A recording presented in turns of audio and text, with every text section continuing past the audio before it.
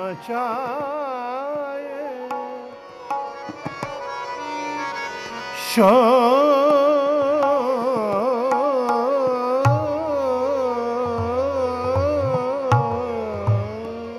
বাংলাদেশের মানুষের এত ভালোবাসা, এত আন্তরিকতা, আমার মনে হয় যে পৃথিবীতে বাংলাদেশ এই ব্যাপারে সব থেকে আগে। কারণ আমার বাবা মাকে আমি দেখেছি ছোটোবেলায়, তারা এখানকার মানুষ, তারা ময়মনসিংহ একজন মুসুরিতে একজন মশুয়াতে জন্ম তাদের।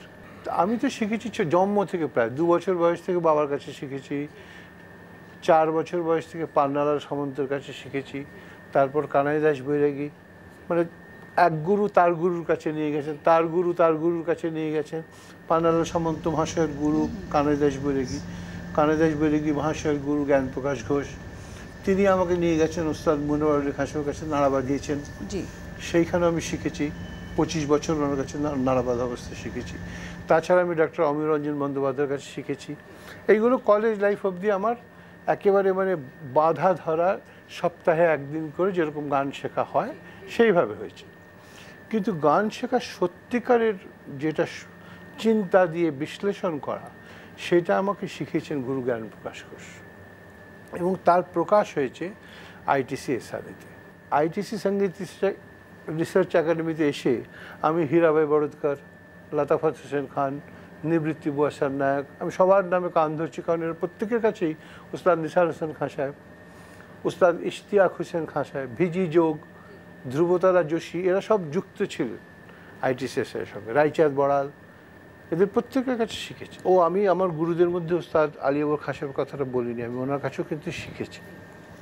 গুরুজি মানে আমার সব গুরুই মহান, এবং তাকে প্রথমেই তাদের প্রত্যেকের কাছে আমার এই অবধি ঋণ। কিন্তু গুরু জ্ঞানপ্রকাশ ঘোষ একজন এমন মানুষ ছিলেন যিনি বলতেন সঙ্গীতের সূক্ষ্মাতি সূক্ষ্ম সৌন্দর্যের জন্য, সঙ্গীতের সূক্ষ্মাতি সূক্ষ্ম অলঙ্করণ দিয়ে সৌন্দর্য সৃষ্টি করা যাবে না। আচ্ছা, তা আমি জিজ্ঞেস করলাম তাহলে কি? বলছেন আসল কথা হচ্ছে মনুষ্যত্ব, মানুষ হওয়া। গুরু জ্ঞানপ্রকাশ ঘোষজির বন্দিশ। তানা দাদা রে তানা রে রে না দেম তানা দের দের তানা দের দের তা দিয়া না দিয়া না তানা না না তানা তানা রে না রে রে না তানা তানা রে না রে রে না তানা দাদা রে তানা রে রে না তানা দাদা রে তানা রে রে না দেম তানা দের দের তানা দের দের তা দিয়া না দিয়া না তানা না তানা দাদা রে তানা রে রে না তানা দাদা রে তানা রে রে না। ঘরানা বলে কোনো কিছু নেই বা কোনো দিনই ছিল না, কিন্তু একটা মূল্যবোধ নিশ্চয়ই দরকার আছে। যারা ছোটোবেলায় শেখা শুরু করে তাদের 15, 16, 18 বছর একজনের কাছে নিরবচ্ছিন্ন ট্রেনিংয়ের দরকার।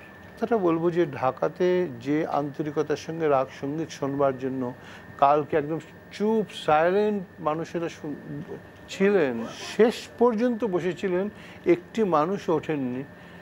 এর যে সূত্রপাত, এটা কিন্তু বাবা আলাউদ্দিন খাঁ সাহেব বা তারাপদবাবু বা রাধিকা মোহন মৈত্র বা যারা যারা এখানে, সেই মাটিরই কিন্তু এটা ফসল।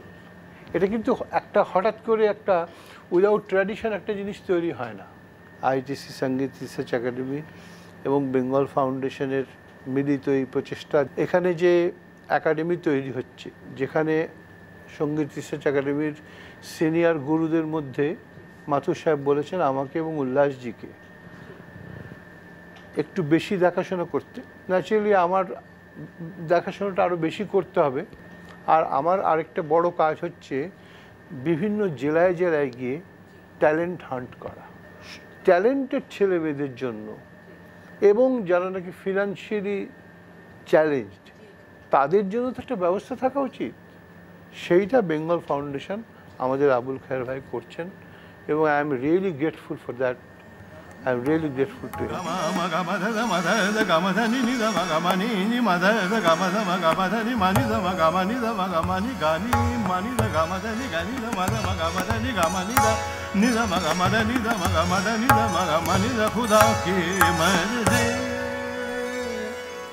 যখন পারফর্ম করছেন ওই সময়টা স্রষ্টার সান্নিধ্য পান কিভাবে? আমি যাকে দেখতে পাই যখন গাই, তখন তিনি হচ্ছেন রাগ। তার যে অপরূপ রূপ আছে তাকে ছোঁয়ার চেষ্টা করি। এবং এখন যেটা আমি বুঝি after my 55 years of learning, যে এই রাগেরা সব জ্যান্ত, সব কথা বলে। কাজে কোন রাগ গাওয়া হবে সেটা কিন্তু ওই রাগই তোমাকে বলে দেবেন যে আমি তোর সঙ্গে কথা বলবো। যেমন সকালবেলা মানুষের কখনো উত্তেজনা থাকে না, আর দুপুরবেলা যখন কাজের পুরো সময়, তখন নূপুর বেঁধনা কাজের বেলায় ননদী এখন নেবে না কানে, সারাং প্রকৃতির যে রাগ, সেটা হচ্ছে তখন তাকে স্মরণ করবার জন্য তারা বলেন আমি তোর সঙ্গে একটু কথা বলবো। কাজেই এই রাগ রাগিনীগুলো একটা পর্যায়ে ছিল, শিখেছি কীরকম হয়, সাগা রেমা গাপা রেসা লাগবে না গা রে গা মাপা গামা রেসা লাগবে। কিন্তু পরে দেখলাম এগুলো কিছুই না, এগুলো হচ্ছে স্বর কখন সুর হয়ে যায়। সুর আর স্বর দুটো আলাদা জিনিস। যেমন আমি তোমাকে বলছি তুমি কেমন আছো, তুমি কেমন আছো, এটা হচ্ছে স্বর। আচ্ছা, ইমোশনটা দিলে তুমি কেমন আছো, যে ইমোশনটা সেই রাগকে নিয়ে আসে, সেইটি হচ্ছে সেই রাগের সুর।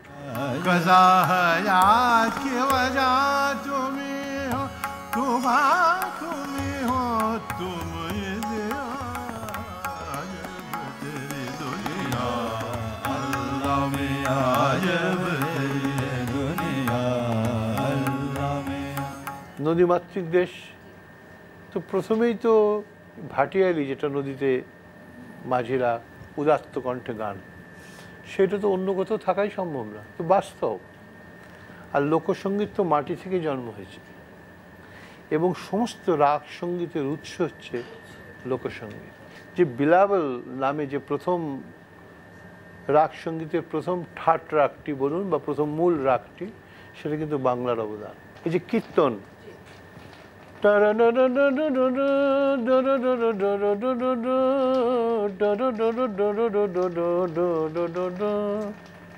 এটা কিন্তু লোকসঙ্গীতের মূল সুর।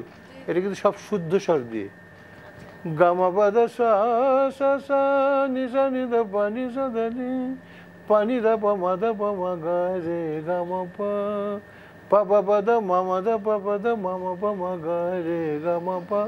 প্রত্যেকটি যে দোতরা বাজান বাংলাদেশের সাধারণ মানুষেরা, সঙ্গীতজ্ঞরা সব কিন্তু এটা দিয়ে শুরু করেন।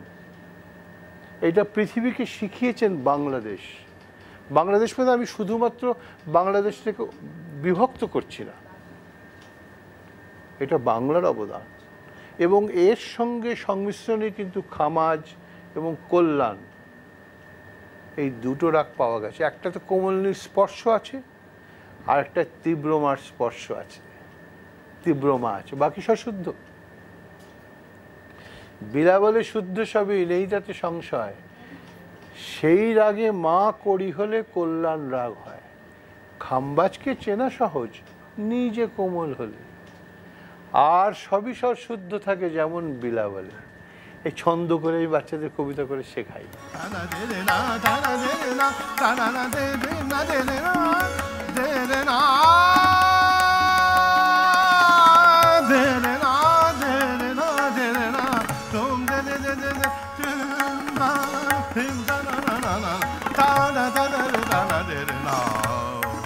Ta da da da da da da da.